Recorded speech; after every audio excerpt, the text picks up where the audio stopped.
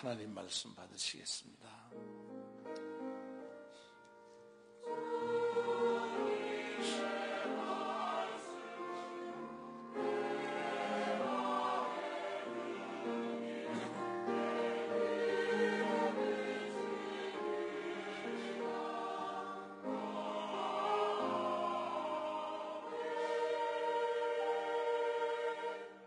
오늘 우리에게 주신 하나님 말씀은 사도행전 2장 22절부터 33절까지 말씀입니다. 제가 봉독에 올리겠습니다. 이스라엘 사람들아, 이 말을 들으라. 너희도 아는 바에 하나님께서 나사렛 예수로 큰 권능과 기사와 표적을 너희 가운데서 베푸사 너희 앞에서 그를 증거하셨느니라. 그가 하나님의 정하신 뜻과 미리 아신 대로 내어준 바 되었거늘 너희가 법 없는 자들의 손을 빌어 못 박아 죽였으나 하나님께서 사망의 고통을 풀어 살리셨으니 이는 그가 그 사망에게 매여 있을 수 없었습니다. 다윗이 저를 가리켜 막하로되 내가 항상 내 앞에 계신 주를 배웠으며 나로 요동치 않게 하기 위하여 그가 내 우편에 계시도다. 그러므로 내 마음이 기뻐하였고 내 입술도 즐거워하였으며 육체는 희망에 거하리니 이는 내 영혼을 음부에 버리지 아니하시며 주의 거룩한 자로 썩음을 당치 않게 하실 것이미로다.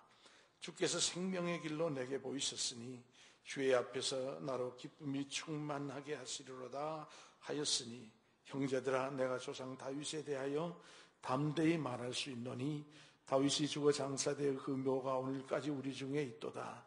그는 선지자라 하나님이 이미 맹세하사 그 자손 중에서 한 사람을 그 위에 앉게 하리라 하심을 알고 미리 보는 거로 그리스도의 부활하심을 말하되 저가 음부에 버림이 되지 않고 육신이 썩음을 당하지 아니하시리라 하더니 이 예수를 하나님이 살리신지라. 우리가 다 이 일의 증인이로다. 하나님이 오른손으로 예수를 높이심에 그가 약속하신 성령을 아버지께 받아서 너희 보고 듣는 이것을 부어주셨느니라. 아멘. 말씀이 크게 은혜로 임하시길 바랍니다. 하나님을 찬양하시겠습니다.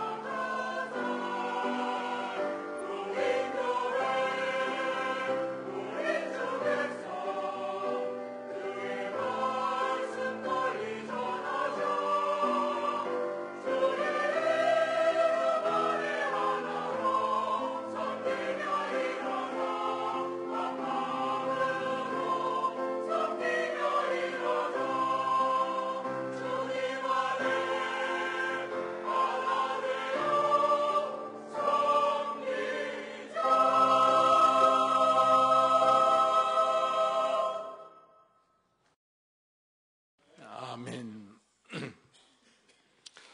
하나님께서 기뻐 받으신 줄로 믿습니다.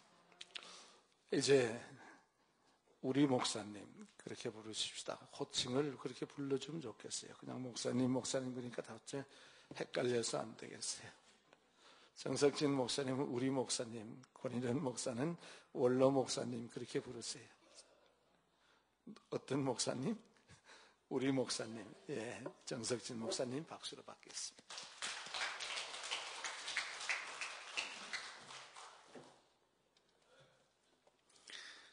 할렐루야. 오늘 아침에도 하나님께서 우리들의 예배를 받아주시고 주님의 사랑이 넘치는, 하나님이 기뻐하시는 교회다운 교회, 성도다운 성도로 세워주시는 것을 찬양합니다. 우리 같이 한번 기도하시고 하나님 말씀을 나누겠습니다.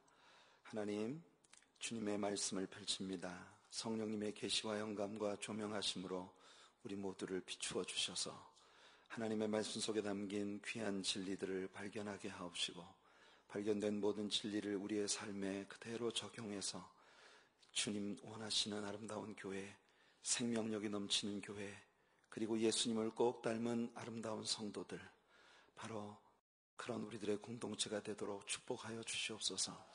오늘 주님을 예배하는 성도들의 가정과 직장과 사업과 자녀들과 캠퍼스와 행하는 모든 삶의 영역들 가운데 주님과 함께 동행하는 것이 모든 사람들에게 나타날 수 있는 그리스도의 아름다운 향기를 지닌 하나님 백성들 되도록 오늘도 한 걸음 더 예수님께로 가까이 변화되어지는 우리들이 되도록 축복하여 주시옵소서. 성령의 능력을 우리에게 부어 주시옵소서.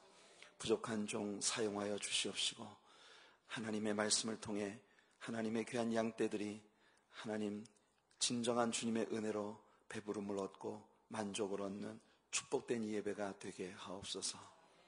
예수님의 이름으로 간절히 기도하옵나이다. 아멘. 사도행전 2장으로 들어왔습니다. 오는 수요일 저녁에 우리들의 성경 여행, 사도행전 두 번째 시간으로 사도행전 2장을 우리가 커버를 하게 되겠는데요. 오늘 아침에는 이번 주간에 우리가 함께 나눌 사도행전 2장 가운데 특별히 우리 원로 목사님께서 봉독해 주신 22절부터 33절까지 말씀을 본문으로 해서 복음의 중심 메시지라는 제목의 말씀으로 여러분과 같이 은혜를 나누고자 합니다. 오순절이 왔습니다. 우리 예수님께서 약속하셨던 성령 강림의 역사가 예루살렘에 모였던 성도들에게 일어났고, 이 놀라운 현상들 때문에 많은 사람들이 그들 곁에 몰려들기 시작했습니다. 이 성령 강림의 역사를 목격한 사람들의 반응은 여러 가지로 나타나게 되었는데요. 그들 앞에 나타난 현상들로 인해서 그들 모두가 놀랐습니다. 급하고 강한 바람 같은 그런 소리에 놀라서 정말 구름 같은 군중들이 그들을 둘러 몰려들기 시작했습니다. 그들은 갈릴리에서 온 이 사람들이 각기 자신들이 알아들을 수 있는 자신들의 지방 언어로 하나님의 위대하신 역사에 대해서 말하고 있는 것을 알아들으면서 신기하게 생각하고 있었습니다. 그래서 그들 모두의 마음속에 What happened here? 모두 그들의 마음속에 똑같은 의문이 일어나고 있는 겁니다. What's happening here? What's this? 내가 지금 보고 있는, 우리가 지금 목격하고 있는 이게 대체 무슨 일이지? 이런 의아함이 그들의 마음속에 들어오게 되었습니다. 그러나 언제나 그렇듯이 그 사람들 중에도 냉소적으로 하나님의 일을 평가하는 그런 부류들이 있었던 모양이에요. 그들은 이 사람들이 우리가 알지 못하는 어떤 새 술을 먹고 취했나 보다. 이제껏 우리가 한 번도 보지 못한 술주정을 하고 있네. 이렇게 그 크리스천들의 모임 안에서 벌어지고 있는 하나님의 거룩한 일들을 이야기하고 있는 모습이 보입니다. 빈정되는 이 사람들을 향하여 베드로가 일어나서 복음을 전하기 시작했습니다. 복음을 전할 수 있는 절호의 기회죠. 바울은 그의 믿음의 아들 디모데에게 때를 얻든지 못 얻든지 항상 힘쓰라고, 복음을 전파하기 위해 힘쓰라고 얘기했는데, 바울은 자신의 믿음의 아들 디모데에게 이런 말을 할 자격이 있는 사람이었습니다. 왜냐하면 우리가 나중에 사도행전을 쭉 공부하면서 배우게 되겠습니다만, 에베소에 들어갔을 때 말이에요, 실버 스미트, 이 은으로 이 에베소의 우상인 아데미의 은감실을 만들어서 큰 비즈니스의 이익을 보고 있었던 데메드리우라고 하는 사람이, 이 바울 사도 때문에 에베소의 사람들이 다 크리스찬이 돼가고 있으니까, 그래서 이 에베소 사람들이 더 이상 아데미를 숭배하지 않는, 우상 숭배에 참여하지 않는 크리스찬들이 되어가고 있으니까 자기의 비즈니스에 큰 손실이 오게 된 것을 보고 많은 사람들을 충동질을 해서 굉장히 거대한 그런 폭동이, 밀란이 일어나게 되었습니다. 그 수만 명이 운집한 거대한 원형극장에 사람들이 모여서 혹은 이 말을 혹은 저 말을 하는데, 흥미로운 것은 거기 모이는 사람들이 태반이 자기들이 왜 거기 있는지도 모르고, 그러니까 여러분이 세상의 군중심리라고 하는 건 이렇게 어처구니 없고 정말 위험한 일인 것입니다.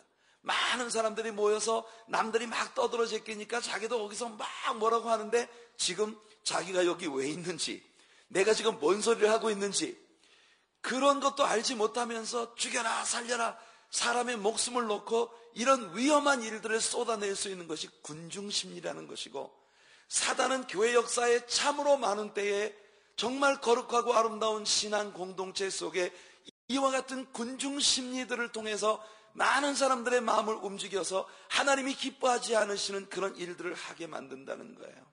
얼마나 위험한 일입니까? 그런데 말이에요, 바울 사도는 그 수많은 군중들이 운집해 있는 원형극장 속으로 뛰어들려고 하고 있는 거예요. 여기 있는 사람들이 이유도 모른 채 어떤 합리적인 이유도 없이 바울을 죽이려고 하는 그 끔찍한 군중들 속으로 바울은 뛰어들려고 하는 겁니다. 제자들이 막 만류합니다. 선생님 뭐 하는 짓입니까 이게? 이 사람들 들어가면 죽어요. 그런데 바울에게는 한 가지밖에 안 보이는 거예요. 내가 어디서 예수님의 복음을 증거하는데 이렇게 많은 사람들이 모여서 나에게 관심을 집중할 수 있단 말이야. 이것보다 복음을 전할 수 있는 더 좋은 기회가 어디 있겠어? 바울은요, 자신의 목숨 따윈 안중에도 없습니다. 다만 이 수많은 군중들 앞에 예수님의 복음을 변증할 수 있는 기회를 얻었다는 것 때문에 그렇게 그는 목숨을 걸고 그곳으로 뛰어들고 싶어 했던 사람이에요. 이것이 그리스도인들 안에 있는 복음의 열정인 것입니다. 때를 얻든지 못 얻든지 이 복음을 전파하기를 항상 힘쓰라고 바울은 말할 수 있는 자격이 있었던 인물이에요. 우리 모두가 그를 닮을 수 있는 이 아침이 되기를 예수님 이름으로 축복해드립니다. 베드로도 여기 몰려든 수많은 군중들 앞에서 이게 웬일이야? 대체 무슨 일이 벌어지고 있는 거지? 그렇게 마음속에 저마다 의혹에 의문에 빠져 있었던 그 군중들을 향하여 베드로는 복음을 전파하기 시작한 것입니다. 여기 사도행전 2장 14절을 보니까 베드로가 11 사도와 같이 서서 소리를 높여 가로되 유대인들과 예루살렘에 사는 모든 사람들아, 이 일을 너희로 알게 할 것이니 내 말에 귀를 기울이라. 베드로는 그 조롱하는 무리들의 억측에 대해서 먼저 반박합니다. 이보십시오들, 지금 때가 제3시입니다. 때가 제3시라고 하는 건 아침 9시란 말이에요. 대체 아침 9시에 누가 술에 취해서 술주정을 한단 말입니까? 아마도 베드로 시대에는 아침 9시에 술 먹는 사람이 없었던 모양이에요. 우리 시대에는 많이 있잖아요. 지난 밤 술에 취해서 잠들고 아침에 속 쓰려 해장해야지. 그런 생을 한 번도 살아본 적이 없습니다만은, 여러분, 때가 지금 제3시니 아침 9시인데 누가 술에 취해서 주정을 하고 있단 말입니까? 이건 술 취한 게 아닙니다. 베드로는 요엘 선지자의 예언이 당신들의 눈앞에서 지금 성취되고 있는 것입니다. 이렇게 선포하고 있는 것입니다. 베드로는 지금 그들이 목격하고 있는 영적인 현상들에 대한 성경적인 근거를 그들에게 제공해주고 있는 것이에요. 사랑하는 성도 여러분, 우리는 성경 말씀이 우리가 가지고 있는 모든 믿음과 행동들에 대한 최종적 권위라고 하는 것을 믿습니다. 지난 수요일 저녁 성경 여행에서 우리는 이 부분을 다루었는데요. 그래서 우리가 이런 신앙을 견지한다는 것, 하나님의 말씀이 우리들의 모든 신앙의 경험과 믿음과 행동들에 대한 final authority, 최종적 권위라는 사실을 우리가 믿는 것이 굉장히 중요해요. 하나님은 그의 말씀보다 크시다, 이런 것이 경험주의자들의 주장입니다. 맞습니다. 하나님은 당연히 당신이 말씀하신 것보다 크신 분이시죠. 하나님은 그의 말씀에 제한을 받지 않으시는 분이시다, 역시 맞는 말이에요. 하지만 이런 주장들을 하는 이유가 뭐냐면 오직 성경적이지 않은 자신들이 가진 초자연적인 경험들을 뒷받침하기 위한 그런 이야기일 때 이것은 위험한 발상이라는 것입니다. 비성경적인 신비주의로 치우치는 신앙이 되어서는 안 됩니다. 하나님께서는 그의 말씀보다 크신 분이시고 자신의 말씀에 제한받지 않으시는 분이신 것 틀림없지만, 하나님은 우리가 꼭 알아야만 할 모든 신령한 지식들을, 우리가 반드시 알기를 원하시는 하나님의 나라와 그의 성령께서 행하실 교회 안의 모든 일들에 대한 것을 이 말씀 속에 담아서 우리에게 주신 분이십니다. 만약 여러분이 가지고 있는 경험이 말씀의 진리보다 우선한다고 믿으신다면 그 순간부터 여러분은 큰 문제에 부딪히게 될 것입니다. 왜냐하면 사람들이 이 세상에서 겪는 경험들은 제한이 없기 때문이에요. 교회 안에서, 교회 역사 가운데는 항상 말씀에서 벗어난 경험에 더 큰 비중을 두는 사역들이 역사 속에서 종종 일어나 왔습니다. 여러분들은 그런 현상을 추종하는 사람들이 되지 말고 우리가 주 안에서 행하는 모든 일들이 성경적으로 증명되어질 수 있는 것들 될 수 있는 그런 건강한 신앙인들이 되시기를 축복합니다. 그 안에서 우리는 성령을 체험하고 그 안에서 우리는 성령의 역사로 이 세상을 감동시켜 나가는 그런 교회와 우리 성도님들이 되기를 간절히 원합니다. 제가 1998년 1월 1일 0시 예배 때부터 토론토에 있는 한 교회를 섬기게 되었습니다. 제가 그 98년도에 토론토에 막 갔을 때 그 토론토의 그 로컬 뉴스페이퍼 중에 하나를 제가 봤는데 거기 밑에 이렇게 보니까 광고가 이렇게 나와 있어요. 그 광고가 나와 있는데 그 광고 내용이 뭐냐면은 Elijah's Cloth, 엘리야의 옷자락이라는 그런 그 광고가 나와 있습니다. 거기 보니까 선지자들 그룹이 천조각 위에 안수를 하고 기도를 하고 난 다음에 병든 사람에게 그 천조각을 갖다 얹으면 무슨 병에 들렸든지 고침을 받는다는 거예요. 그래서 당신들이 지금 어떤 어려운 문제 가운데 있으면 우리에게 연락하십시오. 우리 선지자들 그룹이 이 엘리야의 옷자락에 안수하고 여러분들에게 이 옷자락을 보내주면 여러분들이 병든 사람에게 얹을 때 나음을 받을 것입니다. 이 광고가 나왔어요. 그 보니까 테스티모니가 뒤에 이제 이 일을 통해서 기적을 체험했다는 사람들의 간증이 막 여기 달려 있습니다. 온 세계 각처에서 모스코에서도 간증이 오고, 도쿄에서도 간증이 오고, 온 전 미국에서 간증이 오고, 보니까 그 내용들이 뭐냐면은 아무개 우리 남편이 무슨 캔서에 걸렸는데 이 옷자락을 신청을 해서 옷자락을 갖다가 놓고 있었는데 고침을 받았다. 또 어떤 사람은요, 심지어 내가 유틸리티 비를 내지를 못해서 전화빌, 가스빌, 전기 요금 산더미처럼 쌓여있는 빌들이 있었는데 그 빌 위에다가 이 기적의 천조각을 갖다 얹어놓고 기도했더니 어디서 알지 못하는 사람으로부터 딱 그 액수만큼의 체크가 날라왔다는 거예요. 여러분들 어떻게 생각하십니까? 여러분, 진짜 믿음은 말이에요, 나의 캐패시티를, 내 용량을 아는 지혜를 얻는 것이 중요합니다.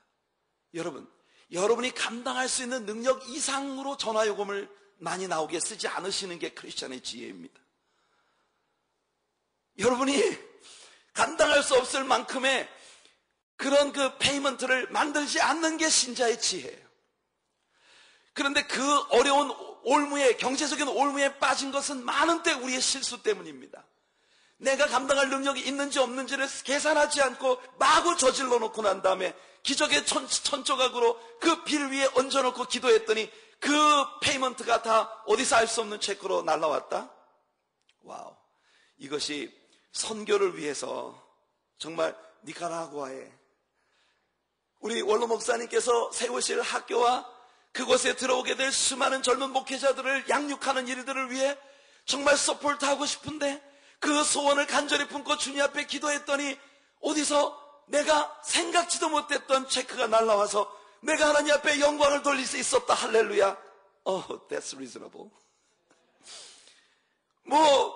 그렇게 생각할 수 있을지 모르겠지만, 그런데 중요한 건 뭐냐면 그 광고의 맨 끝에 천조각 한 장에 10불입니다.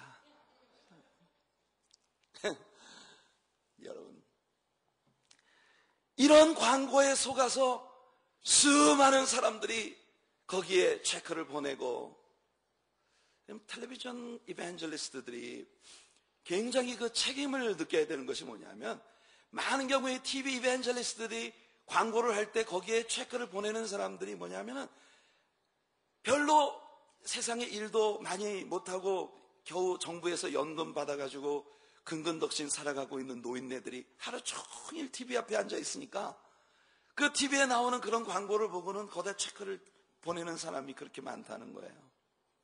얼마나 많은데 여러분들 믿음이라는 명목으로 이런 일들이 잘 되고 있는지 모릅니다. 여러분들이 하나님 말씀을 아는 지식이 없다면, 그리고 성경을 아는 그 지식이 여러분들의 최종적 권위로 여러분의 삶을 컨트롤하고 있지 않다면 여러분들은 언제라도 이와 같은 거짓 선지자들에게 속을 수 있다는 것입니다. 저는 성경적인 확고한 배경을 갖고 있지 않은 어떤 영적인 현상들에도 별로 흥미를 느끼지 못합니다. 베드로는 지금 사람들 앞에 벌어지고 있는 그들이 행하는 이 모든 일들에 대한 성경적인 배경을 지목해낼 수 있었다는 것이 중요합니다. 요엘 선지자의 예언입니다.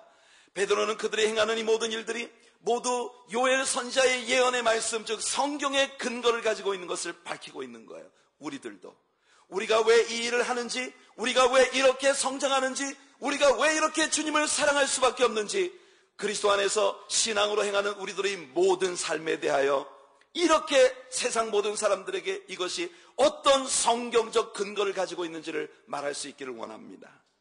사도행전 2장 17절부터 21절, 우리의 본문 바로 앞에까지의 말씀 속에서 베드로가 말합니다.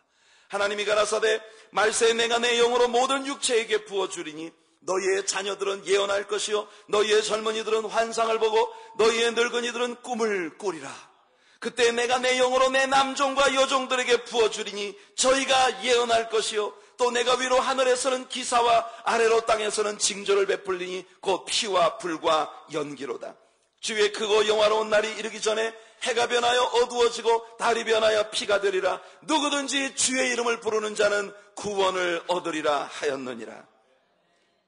사실 베드로는 여기서 요엘 선지자의 예언을 모두 인용하고 있지 않습니다. 요엘 선지자의 예언은 성령의 은사에 관한 부분이 아니라 예수님의 지상 재림에 관한, 말세에 관한 예언이었습니다. 요엘은 예수님의 그 지상 재림이 있기 직전에 대환란기에 벌어지게 될 일들에 대해 여기서 예언한 것이에요. 19절에서 베드로가 인용한 대로 요엘은 대환란의 날에 하늘에서 기사와 놀라운 일들이 일어나고 땅에서도 희한한 징조들, 피와 불과 연기의 징조들이 일어나게 될 것이라고 말했습니다. 우리는 요한계시록을 공부할 때에 이 일들에 대해 상세히 배울 수 있을 것이에요. 그리고 그 주님의 크고 영화로운 날, 즉 우리 주님께서 영광의 보좌에 앉으셔서 모든 것을 심판하시는 그 날이 오기 전에 하나님께서 모든 육체에게 그의 성령을 부어주시는 날이 올 것이라고 요엘이 예언했다는 것을 베드로는 지금 지적하고 있는 것이에요. 그러니까 지금 그들의 눈앞에 목격되고 있는 이 모든 성령의 은사들은 우리 주님의 지상 재림이 있을 때까지 이 땅에서 역사하게 될 하나님의 성령의 능력의 현현임을 베드로는 선포하고 있는 것입니다. 고린도전서 13장에서 우리가 이 세상에서 은사를 행하는 것은 온전한 것이 아니고 온전한 것이 올 때에는 온전치 못한 것들이 패하게 될 것이라고 바울이 말합니다. 방언도 그치고 지식도 패하고 예언도 그칠 것이라고 했어요. 그런 모든 것들보다 더 완전한 것을 우리가 만나게 되는 그날이 오기까지는 우리들에게 이 성령의 은사들과 능력들이 우리들을 그리스도인이 되게 하고 그리스도의 증인들이 되게 하고 우리의 삶에서 살아계신 하나님과 동거하는 스릴 넘치는 믿음의 삶을 살게 만들어준다는 것을 베드로는 여기서 선포하고 있는 것입니다. 교회에 부어주신 성령의 은사들이 초대교회 시대에 제한된 것이 아니라는 것이에요. 우리 주님께서 이 땅에 다시 오실 때까지 이 은사들은 계속될 것이라는 겁니다. 그래서 베드로가 말하지 않습니까? 이 약속은 너희와 너희 자손들만 아니라 모든 먼데 사람, 곧 우리 하나님이 얼마든지 부르시는 모든 사람에게 주신 것이라. 저와 여러분 같은 이방 사람들에게도 하나님께서 이 약속을 주셨다는 것입니다. 그러므로 우리 하나님의 교회와 오늘 여기 일부 예배에 모인 모든 성도님들에게 약속하신 하나님의 성령의 능력이 임하여 여기 초대교회에 나타났던 놀라운 그들의 능력과 믿음의 놀라운 역사가 우리의 교회와 우리의 삶과 우리의 삶의 현장 속에서도 그대로 드러나는 귀한 역사가 있기를 예수님의 이름으로 축복해드립니다. 자, 이렇게 너희가 보고 있는 이 모든 현상들은 성경의 약속대로 우리들에게 성령을 부어주신 일이라고 말하면서 베드로는 예수님에 관한 증거를 시작합니다. 그는 우리 예수님에 대한 소위 eyewitness, 목격자로서 예루살렘에서 벌어진 일들을 증거하기 시작합니다.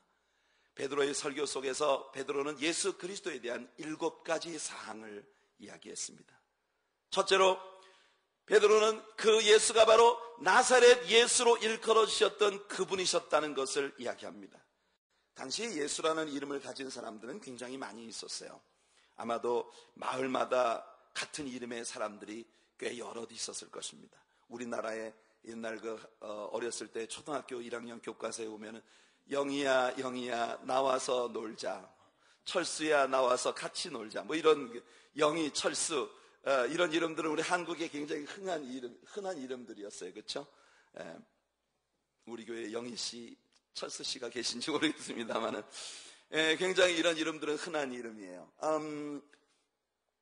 예수라는 이름도 예수님 당시에 유대인들 사이에 굉장히 흔한 이름 중에 하나입니다. 왜냐하면 헬라어 버전으로 예수라는 이름이 히브리어 버전으로는 여호수아입니다. 그래서 구약 성경에도 보면 여호수아라는 이름을 가진 인물들이 여럿 나옵니다. 조슈아. 오늘날도 그 스페니쉬를 쓰는 사람들 가운데 헤수스라는 이름을 가진 사람이 굉장히 많아요. 헤수스, 예수라는 이름입니다. 독일에서 제가 독일어를 쓰는 사람들 중에 예수스라는 독일식 이름을 가진 사람을 본 적이 없는데 그 스페니쉬를 쓰는 이름들 중에는 헤수스라는 이름이 굉장히 많더라고요. 어떻든 여호수아라는 이름은 이스라엘의 역사 가운데 굉장히 유명하고 아주 훌륭한 믿음의 사람이었기 때문에 부모들이 자식을 낳아서 그 이름을 여호수아라는 이름으로 붙이고 싶어하는 그런 경우가 많이 있었던 것이에요. 그러니까 예수님이 예수라는 이름을 가진 사람들이 여럿이 있는데 조슈아 혹은 예슈아, 이 여호수아라는 이름을 가진 여러 사람들이 있는데 그 중에서 바로 나사렛 사람으로 일컬어지던 그 예수님이라는 걸 베드로가 이야기합니다. 두 번째로 그 예수님은 하나님이시다. 이게 베드로의 설교의 두 번째, 예수님에 관한 두 번째 내용입니다. 예수님이 행하신 많은 기적들, 눈먼 자가 눈 뜨고 문둥병자가 깨끗함을 입는 그런 놀라운 사건들, 이 모든 일들이 바로 그분이 하나님이시라는 사실을 입증하고 있다고 말하고 있는 것이에요. 니고데모가 밤중에 예수님을 찾아왔을 때 니고데모는 예수님께 이렇게 고백했습니다. 아무라도 당신이 행하고 있는 이런 모든 일들을 하나님께로부터 보냄을 받지 않고는 행할 수 없는 것을 우리가 믿나이다. 그렇게 고백했어요. 요한복음 5장에 보면 예수님과 당시 종교 지도자들과의 논쟁 가운데 예수님이 내가 하나님이라고 하는 것을 입증하는 4가지 사중 증거가 있다고 선포를 했는데 그 중에 하나가 뭐냐면 하나님께서 내게 주어 나로 하여금 행하게 하신 이 일들이 내가 하나님이라는 걸 증명한다. 베드로도 여기서 예수님은 하나님이시다, 이걸 증명하고 있는 것이에요. 그 다음에 세 번째 요소가 뭐냐면 사람들이 예수님을 십자가에 못 박았다는 것입니다. 우린 예수님의 십자가의 죽으심을 뒷받침하는 수없이 많은 구약 성경의 말씀들을 가지고 있습니다. 이사야 선지자는 너무나 선명하게 예수님 받으실 그 고난을 마치 어떤 사진이나 영화를 보고 말한 것처럼 그렇게 묘사했습니다. 다니엘 선지자도 메시아가 죽임을 당할 것에 대해서 말했고, 스가랴 선지자 역시 예수님 받으실 상처에 대해 말했습니다. 아모스 선지자는 이 십자가 사건이 명절의 대낮에 일어날 것인데 태양이 갑자기 빛을 잃고 어두워져서 온 세상이 캄캄하게 될 것이며 백성들은 독자를 잃은 아픔으로 심히 애곡하게 될 것이라고 예언했습니다. 시편 22편을 보세요. 나의 하나님이여 나의 하나님이여 어찌하여 나를 버리셨나이까? 라고 하는 이 엘리 엘리 라마 사박단이 예수님의 십자가의 가상칠언의 첫 번째 말씀으로 시작되어진 시편 22편은 그 시편 22편 안에서 예수님의 십자가를 둘러싼 모든 광경들을 얼마나 정확하게 그려내고 있는가. 여러분, 예수님의 죽으심은요, 패배자의 가련하고 불쌍한 희생이 아닙니다. 예수님의 십자가의 죽으심은 예수 그리스도가 성공하셨다는 것을 증명해 주는 그림이에요. 믿습니까, 여러분? 십자가는 절대 슬픈 사건이 아닙니다. 승리의 사건입니다. 오랫동안 예언되고 오랫동안 예견되고 준비되어 온 모든 일들이 사탄의 수없이 많은 도전과 방해에도 불구하고 성공했다고 하는 것을 증명해 주는 그림이에요. 자, 그러나 예수님은 죽음에 끝나지 않았습니다. 베드로의 예수님에 관한 설교의 네 번째 요소는 그가 죽음을 이기시고 다시 사셨다는 것이에요.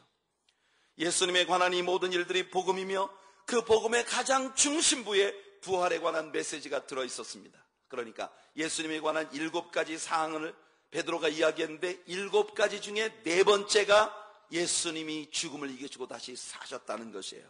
그러니까 예수님의 부활은 베드로의 설교의 가장 가운데 위치하고 있는 중심 요소였다는 것입니다. 5번째, 예수님은 하늘에 오르셨다는 것이에요. 6번째, 그 예수님이 지금 하나님의 보좌 우편에 앉아 계시다고 하는 것입니다. 예수님은 하나님 보좌 우편에 앉으셔서 저와 여러분들을 위해 하나님께 중보하고 계십니다. 할렐루야. 그리고 마지막 7번째가 그가 약속했던 대로 성령을 우리에게 보내주셨다는 것이에요. 그러니까 베드로는 바로 지금 이 사람들이 목격하고 있는 성령 강림 그 자체가 우리 예수님께서 부활하고 다시 사셔서 하나님 보좌 우편에 오르셨다고 하는 것을 증거하고 있는 것이라고 말해주고 있는 것입니다. 베드로의 설교에 있어서 예수님의 부활에 관한 교리는 그 설교의 가장 가운데 위치하고 있는 노른자위와 같은 것이에요. 부활은 복음의 중심입니다. 바울은 부활이 없다면 복음도 없다고 말했습니다. 복음이 선포되는 곳이면 어디든지 예수님의 부활에 대한 확실한 증거가 있었습니다.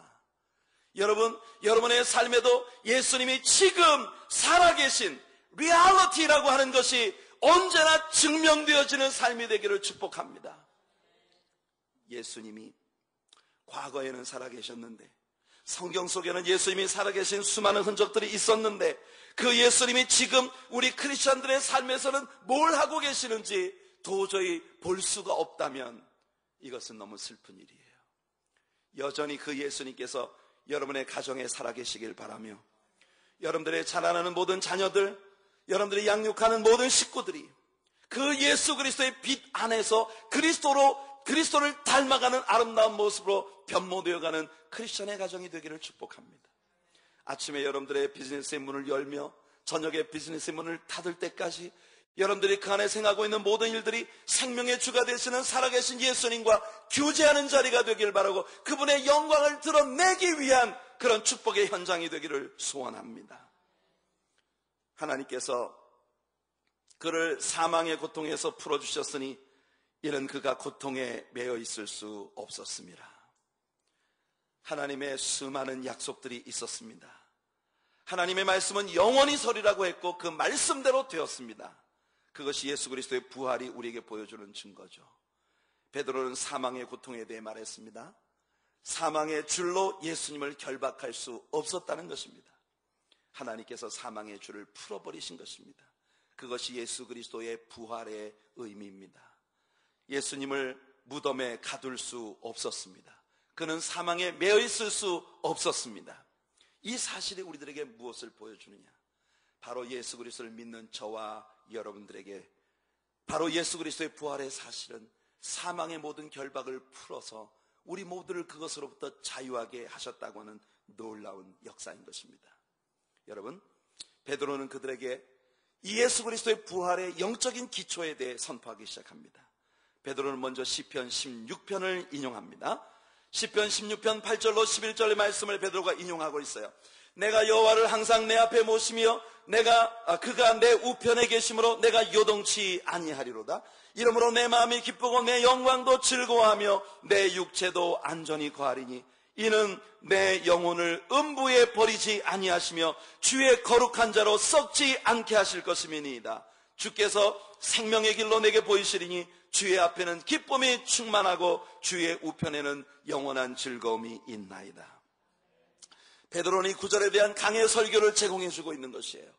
여러분 아시다시피 다윗은 이미 죽었고 장사되었습니다. 그의 무덤이 우리가 살고 있는 이 시대에 존재하고 있지 않습니까?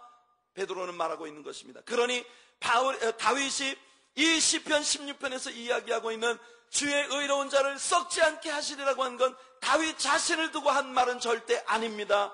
베드로는 이걸 선포하고 있는 것입니다. 그러면 다윗은 무엇을 말한 것일까요? 그는 선지자였습니다. 선지자로서 그의 후손 메시아를 죽음에서 육체로 부활시키실 것과 그 메시아가 하나님의 보좌에 앉게 될 것이라는 약속을 이 시편을 통해서 하고 있는 것입니다. 그렇게 베드로가 설명을 하고 있는 것입니다. 이 말씀에서 다윗은 예수 그리스도의 부활을 예언하고 있었던 것이에요. 이 다윗의 이 놀라운 선지자로서의 그 예언이 우리 눈앞에 성취되었다는 걸 베드로는 선포합니다. 예수님이 메시아이셨다는 사실에 대해 베드로가 말해요. 그의 영혼이 음부에 버려지지 않았다는 것입니다. 주께서 그 거룩한 자를 썩지 않게 하셨다는 것이에요. 하나님께서 예수님을 이렇게 일으키셨으며 우리가 이 일들의 증인이라는 것입니다. 여러분, 이게 중요합니다. 예수님이 다시 사셨습니다. 그런데 그게 여러분과 무슨 상관이 있습니까? 베드로가 덧붙인 이 말, 우리가 이 일의 증인입니다. 예수님이 살아계신 걸 알고 싶으십니까? 우리 삶을 보십시오. 예수님이 살아계시다는 걸 알고 싶으신가요? 나의 삶의 변화를 보십시오. 그는 지금도 살아계십니다. 베드로는 이것을 말하고 있는 것이에요. 그의 영혼이 음부에 버려지지 않았다. 여러분, 성경에서 음부라고 하는 단어가 굉장히 많이 쓰여지고 있는데 이 음부라는 단어에 대해서 정확한 뜻을 알고 계신가요? 여기 음부라고 하는 단어는 헬라어의 하데스라고 하는 단어를 음력한 것입니다. 이 하데스라고 하는 것은 죽음을 통해서 우리 인간에게 육신적인 죽음은 우리의 영과 우리의 육체가 분리되는 순간을 죽음이라고 말하죠. 우리의 영이 우리의 육체를 떠나서 릴리스돼서 나아갈 때 이건 죽음이에요. 그 죽음을 통해서 분리된 영혼들이 들어가는 곳이 바로 이 하데스라고 하는 것입니다. 히브리어로 이 음부를 스올이라고 부릅니다. 쇼. 이 스올이라고 하는 단어, 성경은 이 단어를 때로는 무덤, 때로는 지옥 이렇게도 번역을 하고 있습니다. 같은 단어를. 여러분, 여기 아주 중요한 크리스찬으로서 반드시 알아야만 될 아주 중요한 우리의 죽음에 대한 지식이 있습니다. 예수님의 죽으심과 부활이 있기 전에 이 스올 혹은 하데스, 음부, 무덤, 지옥이라고 성경에 불리어지던 이곳은 두 개의 컴파트먼트로 나뉘어져 있었어요. 한쪽 사이드는 큰 고통이 있는 곳입니다. 뜨거운 불이 타오르고 벌레 한 마리도 죽지 않는, 그런데 신기한 건 불이 활활 타오르는데 빛이 없어요. 깜깜한 흑암 속에서 불이 타오르고 있다. 여러분 한번 생각해 보십시오. 이 무시무시한 현상이 있는 곳입니다. 한쪽 사이드는. 이 장소는 예수님의 천년 왕국이 끝날 때까지 비즈니스를 계속할 거예요. 아시겠어요? 스올이라고 하는 하데스, 음부라고 불리워지는 이 장소에 두 개의 컴파트먼트가 있었는데 한쪽이 바로 음부 혹은 지옥이라고 불리워지는 헬이라고 불리워지는 바로 그 음부의 아래쪽 컴파트먼트예요. 사망과 음부가 백보자의 심판이 있기 전에 그 모든 죽은 자들을 내어줄 것이라고 말했는데, 요한계시록 20장에 나오는 이 일이 벌어질 때까지 이 음부라고 하는 곳에는 지금도 믿지 않고 죽은 자들이 심판의 날을 기다리며 대기하고 있는 것이에요. 이곳은 아직 지옥이 아닙니다. 그렇지만 지옥과 방불한 끔찍한 어두움과 타오르는 불꽃과 뜨거운, 예수님이 누가복음 16장에서 바로 이 컴파트먼트에 대한 묘사를 들려주신 거예요. 부자가 죽었는데 음부에 떨어져서 아브라함의 품에 안겨있는 저 나사로를 보내서 그 손가락 끝에 물 한 방울만 찍어 내 혀에 대어줘도 내가 온몸이 서늘할 것 같습니다. 그렇게 끔찍한 고통과 아픔이 있는 것, 그 음부. 그 다음에 누가복음 16장에 이 나사로의 비유 가운데 나오는 나사로가 들어갔던 장소가 있습니다. 이 장소를 성경은 paradise, 낙원이라고 부르거나, 혹은 이곳도 역시 음부라고 하는 이름으로 통칭되어지던 다른 컴파트먼트예요. 여러분, 누가복음 16장에서 예수님은 이 두 컴파트먼트 사이에 큰 갭이 있어서, 구렁이, 큰 이 갭이 있어서 여기서 저리로 가지도 못하고 저기에서 여기로 오지도 못한다 했습니다. 여러분, 연옥 그런 거 없습니다. 지옥에 있다가 후손들이 말해요, 이미 예수 안 믿고 죽은 사람, 지옥에 떨어진 사람을 위해서 촛불을 사서 밝히고, 그리고 그 사람을 위해서 이게 기도를 하면 지옥에서 연옥으로 가고, 이런 건 전혀 성경적인 컨셉이 아니에요. 여러분, 어떻든 이 나사로가 안겨있던 에이브라함스 부섬, 아브라함의 품이라고 불리워지던, 혹은 낙원이라고 불리워지던 이 장소는 예수님의 십자가 사건이 있기까지 하나님을 믿고 죽은 사람들이 예수 그리스도의 십자가가 오기를 기다리고 있었던 장소예요. 이게 낙원, 혹은 다윗이 내 영혼이 음부에 내려간다 했을 때 그 음부라고 하는 단어가 일컫던 음부의 또 다른 컴파트먼트입니다. 이 굉장히 중요합니다. 예수님께서 이 땅에 오신 목적에 대하여 이사야 61장에서 예언을 하고 있는데, 1절 말씀에 이사야가 이렇게 말합니다. 주 여호와의 신이 내게 임하셨으니 이는 여호와께서 내게 기름을 부으사 가난한 자에게 아름다운 소식을 전하게 하려 하심이라. 나를 보내사 마음이 상한 자를 고치며 포로된 자에게 자유를, 갇힌 자에게 노임을 전파하며. 예수 그리스도의 사역은 질병에 눌린 사람, 여러 가지 삶의 올무에 갇힌 사람들을 구해주신 그 역사도 있었지만, 여기 갇힌 자에게 노임을 전파하실 것이라는 예수님의 사역에 대한 이사야 선지자의 예언이 무엇이냐면, 예수님께서 십자가 위에 죽으실 때 강도에게 주님 말씀하셨습니다. 내가 오늘 나와 함께 낙원에 있으리라. 그러니까 어쩌면 패러다이스, 혹은 아브라함의 품이라고 불리워지던 음부의 이 한쪽 컴파트먼트에 마지막으로 들어간 손님이 예수님 한편에 달린 강도였을지 모릅니다. 예수님 말씀하시기를 그 강도와 예수님 자신이 함께 오늘 낙원에 들어갈 것이라고 말씀을 하신 것이에요. 바로 이 음부, 땅의 중심부. 여러분, 이 음부라고 하는 거 문자 그대로 번역을 하면 땅의 중심부라는 뜻이에요.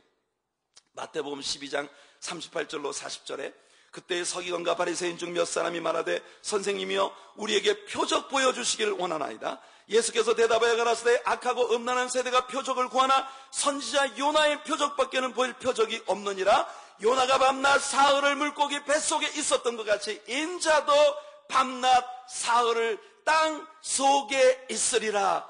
여기 인자도 밤낮 사흘을 땅 속에 있으리라 하는 이 구절을 킹제임스 버전에서 보면 So shall the Son of Man, 요나가 그랬던 것처럼 Son of Man, 인자도 역시 be 3 days and 3 nights in the heart of the earth. 여기 땅 속이라고 번역된 이 단어가 바로 하데스입니다. Heart of the earth, 땅의 중심부. 여러분, 예수님은 강도와 함께 그 낙원으로 들어가셨습니다. 거기에 계시는 동안 예수님은 뭘 하신 것일까요? 베드로전서 3장 18절로 20절이 말합니다. 그리스도께서 한번 죄를 위하여 죽으사 의인으로서 불의한 자를 대신하셨으니 이는 우리를 하나님 앞으로 인도하려 하심이라. 육체로는 죽임을 당하시고 영으로는 살리심을 받으셨으니 저가 또한 영으로 옥에 있는 영들에게 전파하시니라. 이사야 선지자가 예언했던 바 갇힌 자들에게 노임을 선포하신다는 이 역사가 바로 예수님이 십자가에 죽으신 후에 음부에서 일어난 사건인 것이에요. 예수님께서 부활하셨을 때 그는 그 음부에 갇혔던 자들을 데리고 올라오셨습니다. 에베소 4장 10절이 말합니다. 8절로 10절이 그러므로 이르기를 그가 위로 올라가실 때 사로잡힌 자를 사로잡고 사람들에게 선물을 주셨다 하였도다. 올라가셨다 하였은즉 땅 아래 곳으로 내리셨던 것이 아니면 무엇이냐. 내리셨던 그가 곧 모든 하늘 위에 오르신 자니 이는 만물을 충만케 하려 하심이니라. 마태는 우리에게 이런 흥미로운 이야기를 들려줍니다. 마태복음 27장 52절과 53절 무덤들이 열리며 자던 성도의 몸이 많이 일어나되 예수의 부활 후에 저희가 무덤에서 나와서 거룩한 성에 들어가 많은 사람에게 보이니라. 여러분, 예수님은 우리의 구속을 위하여 십자가에 죽으셨습니다. 이 음부라고 하는 두 개의 컴파트먼트 중에 주님을 믿지 않고 부자가 들어갔던 그 끔찍한 음부의 불꽃 속에 있는 그 공간은 아직도 비즈니스를 계속하고 있는 중이에요.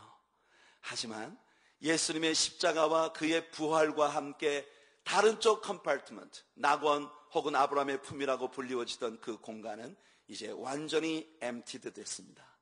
그리고 고린도후서 5장을 보니까 바울 사도는 우리가 지금 이 육체의 장막이 무너지면 바로 우리의 몸 밖에서 하늘로부터 새 옷, 즉 새 장막, 부활의 몸이 우리를 위해 예비되었으니 그리하여 우리가 그리스도 앞에 서게 되는 것이라고 우리들에게 가르쳐주고 있습니다. 오늘 여러분 예수님을 믿고 구원받은 신자들, 여러분들은요 낙원이라는 곳에 더 이상 가지 않습니다. 음부에 내려가지 않습니다. 여러분들은 이 세상에서 육체와 여러분들의 영이 분리되는 그 순간 주님께로부터 예비되어진 부활의 새 몸을 입고 우리 주님과 함께 거하는 것이에요. 그리고 그 주님의 재림의 때 함께 내려오게 될 것입니다. 할렐루야. 이것이 여러분 우리 크리스찬들이 성경 전체적인 컨셉, 성경 전체적인 예수님의 마지막 때에 대한 그런 컨셉들 중에 아주 중요한 일부인 것입니다. 예수님은 우리의 구속을 위하여 십자가에 죽으셨고, 예수님의 구속의 십자가가 있기 전까지는 하늘나라에 들어가는 일이 닫혀 있었어요. 히브리서 10장 4절은 소나 양과 염소의 피가 능히 우리의 죄를 없이 하지 못한다고 선포합니다. 그러나 고린도전서 15장 20절에 예수 그리스도가 다시 살아 잠자는 자들의 첫 열매가 됐다고 선포하고, 히브리서 11장 13절은 이 모든 구약의 신자들이 믿음을 따라 죽었으나 약속을 받지 못하였으되 그것을 멀리서 보고 환영하며 또 땅에서는 외국인과 나그네로라 증거를 받았는데, 히브리서 11장 39절 40절에 이 사람들이 다 믿음으로 말미암아 증거를 받았으나 약속을 받지 못하였으니 이는 하나님이 우리를 위하여 더 좋은 것을 예비하셨은즉 우리가 아니면 저희로 온전함을 이루지 못하게 하려 하십니다. 구약의 모든 성도들은 이 약속의 성취를 죽었지만 못하고 음부에서 그 약속을 기다리고 있다가 우리 예수님께서 부활하실 때 그들을 다 데리고 올라오셨다는 것입니다. 예수께서 우리를 위한 희생의 제사로 자신을 드리시기 전엔 우리의 죄가 진실로 없어질 수 없었습니다. 구약의 희생의 제물들은 다만 우리의 죄를 예수님이 오실 때까지 덮어두고 있었을 뿐이에요. 흥미로운 것은요, 구약 성경 히브리어의 구속이라는 단어는 카파라입니다. 카파라라고 하는 단어는 cover up, 덮어준다는 뜻이에요. 그러나 신약 성경 헬라어에서 구속이라는 단어는 루텔시스입니다. 이 루텔시스라고 하는 단어가 가진 의미는 뭐냐면 cancellation이에요. 아예 그 자리에 처음부터 있지도 않았던 것처럼 완전히 없애주는 것. 이것이 예수 그리스도의 십자가가 우리에게 가져다 준 놀라운 축복인 것입니다. 할렐루야. 여러분들의 지난 죄는 절대로 그냥 어떤 이불 밑에 그냥 여전히 살아있는 게 아니에요. 여러분들의 지난 모든 죄가 아직 여전히 어딘가에 존재하고 있는 게 아니에요. 동이 서에서 먼 것 같이 우리의 죄과를 우리에게서 완전히 옮겨주신 구속의 축복이 예수님의 십자가가 우리에게 가져다 준 복인 것입니다. 할렐루야. 이 예수를 하나님이 살리신지라 우리가 다 이 일의 증인이로다. 성도 여러분, 그리고 베드로는 선포합니다. 오늘 본문의 마지막 절에서 하나님이 오른손으로 예수를 높이심에 그가 약속하신 성령을 아버지께 받아서 너희 보고 듣는 이것을 부어 주셨느니라. 예수님은 제자들과 마지막 밤을 보내셨던 다락방 설교에서 이렇게 말씀하셨어요. 내가 아버지께 구하겠으니 그가 또 다른 보혜사를 너희에게 주사 영원토록 너희와 함께 있게 하시니 저는 진리의 영이라. 세상은 능히 저를 받지 못하나니 이는 저를 보지 못하고 알지도 못함이라. 베드로는 그가 우리에게 이것을 부어 주셨다고 선포했습니다. 아버지께 받아서 그 성령을 우리에게 부어 주셨다. 여러분, 오늘 이 모든 설교의 시작점이 무엇이었죠? 그 오순절에 나타난 놀라운 현상을 보고 대체 이게 무슨 일이야? 뭔 일이 벌어지고 있는 거야? 이게 뭐지? 라고 묻고 있었던 사람들에게 베드로가 그것이 뭔지를 얘기하고 있었던 것이에요. 바로 너희가 아는 대로 예수 그리스도는 십자가 위에 죽으시고 우리의 구속을 이루셨고 이 모든 일들이 약속대로 이루어졌다는 강력한 증거로 지금 너희들이 보고 있는 이 모든 성령의 은사와 능력들을 우리에게 부어 주신 것이다. 여러분, 우리가 이것을 온 세상에 증거할 수 있는 날이 속히 오기를 바랍니다. 여러분들의 삶에 하나님의 성령께서 함께 하시며 여러분들에게 기름 부으신 놀라운 은사와 능력과 역사들이 나타나 여러분들의 모습을 통하여 예수 그리스도가 지금도 우리 가운데 살아계시다는 것이 많은 사람들에게 입증되어지는 그날, 세상 사람들이 여러분들에게 와서 여러분들에게 그렇게 물을 수 있게 되기를 바랍니다. What's happening, man? 여러분들을 보고 말해요. 세상 사람들이 도대체 이게 웬일이야? 너 도대체 뭘 잘못 먹은 거야? 왜요? 우리의 언어가 바뀌고 우리의 심사가 바뀌고 우리의 삶의 열매들이, 놀라운 열매들이 나타나는 것을 보면서 세상 사람들이 여러분들을 향해 의아해할 때 우리들 모두가 이것이 예수 그리스도가 살아계시다는 증거요, 그리스도의 십자가의 구속이 나를 영원히 죄에서 풀어주셨다는 증거요, 예수님이 약속하신 모든 일들이 그대로 성취되었다는 증거로서 예수님이 당신이 내게서 보고 있는 이 모든 일들을 하나님께 받아서 나에게 부어 주신 것입니다. 할렐루야. 예수 그리스도는 우리의 주와 구세주이십니다. 할렐루야. He is the Lord and Savior for us all. 우리 모두를 위한 주와 구세주가 되신 예수 그리스도, 이것이 바로 언제나 우리가 선포해야 할 복음의 중심 메시지이고 여러분들이 믿어야 할, 그리고 여러분들이 선포해야 할, 그 안에 살아야 할 복음의 중심 메시지입니다. 기도합시다.